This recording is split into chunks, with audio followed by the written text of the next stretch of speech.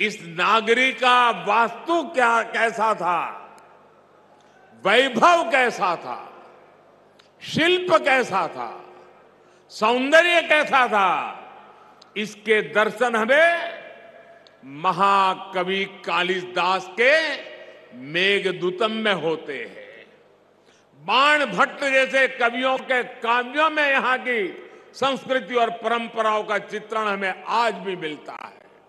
यही नहीं, मध्यकाल के लेखकों ने भी यहां के स्थापत्य और वास्तुकला का गुणगान किया है।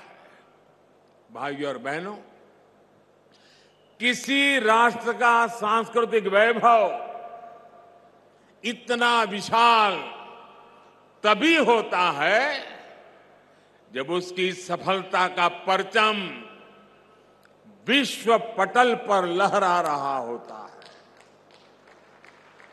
और सफलता के शिखर तक पहुंचने के लिए भी ये जरूरी है कि राष्ट्र अपने सांस्कृतिक उत्कर्ष को छुए, अपनी पहचान के साथ गौरव से सर उठा करके खड़ा हो जाए।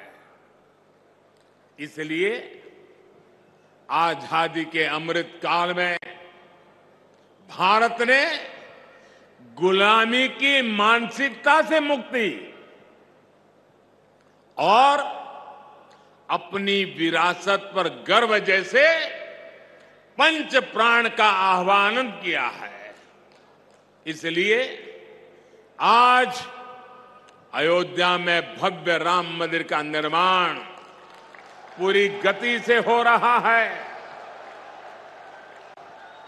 काशी में विश्वनाथ धाम भारत की सांस्कृतिक राजनीति का गौरव, राजधानी का गौरव बढ़ा रहा है।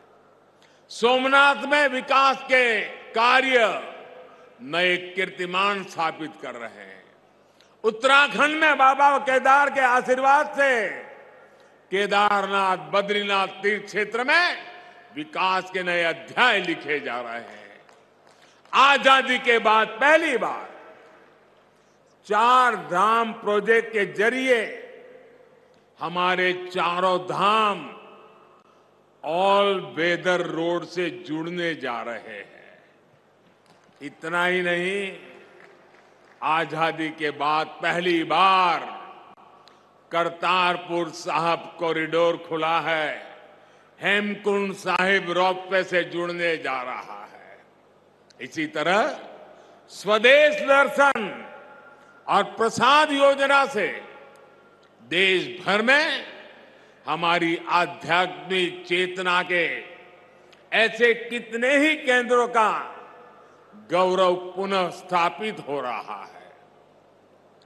और अब इसी कड़ी में ये भव्य, अति भव्य महाकाल लोग भी अतीत के गौरव के साथ भविष्य के स्वागत के लिए तैयार हो चुका है। आज जब हम उत्तर से दक्षिण तक, पूरब से पश्चिम तक अपने प्राचीन मंदिरों को देखते हैं तो उनकी विशालता, उनका वास्तु हमें आश्चर्य से भर देता है।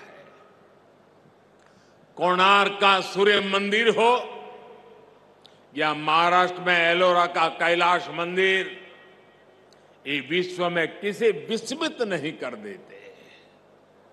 कोणार्क सूर्य मंदिर के तरह ही गुजरात का मोढेरा सूर्य मंदिर भी है, जहां सूर्य की प्रथम किरणें सीधे गर्भगृह तक प्रवेश करती है।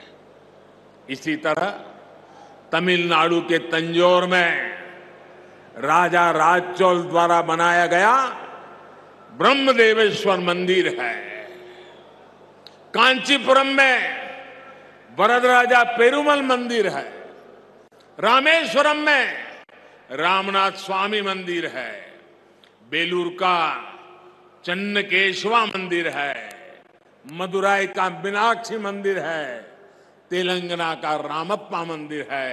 श्रीनगर में शंकराचार्य मंदिर है। ऐसे कितने ही मंदिर हैं। वो बेजोड़ है, कल्पनातीत है, न भूतो न भविष्यति के जीवंत उदाहरण है। जब हम इन्हें देखते हैं तब सोचने को मजबूर हो जाते हैं, उस दौर में, उस युग में किस तकनीक से इन निर्माण हुए होंगे। हमारे सारे प्रश्नों के उत्तर हमें भले ही न मिलते हो, लेकिन इन मंदिरों के आध्यात्मिक सांस्कृतिक संदेश हमें उतनी ही स्पष्टता से आज भी सुनाई देते हैं। जब पीढ़ियां इस विरासत को देखती हैं, उसके संदेशों को सुनती हैं, तो एक सभ्यता के रूप में ये हमारी निरंतरता और अमरता का जरिया बन जाता है। महाकाल लोक में ये परंपरा उतने ही प्रभावी ढंग से कला और शिल्प के द्वारा उकेरी गई है। ये पूरा मंदिर प्रांगण शिव पुराण की कथाओं के आधार पर तैयार किया गया है। आप यहां आएंगे तो महाकाल के दर्शन के साथ ही आपको महाकाल की महिमा और महत्व के भी दर्शन होंगे। पंचमुखी शिव, उनके डमरू, सर्प, त्रिशूल, अर्धचंद्र और सप्तऋषि, इनके भी उतने ही भव्य स्वरूप यहां स्थापित किए गए हैं। ये वास्तु, इसमें ज्ञान का ये समावेश, ये महाकाल लोक को उसके प्राचीन गौरव से जोड़ देता है, उसकी सार्थकता को और भी बढ़ा देता है। भाइयों और बहनों, हमारे शास्त्रों में एक वाक्य है,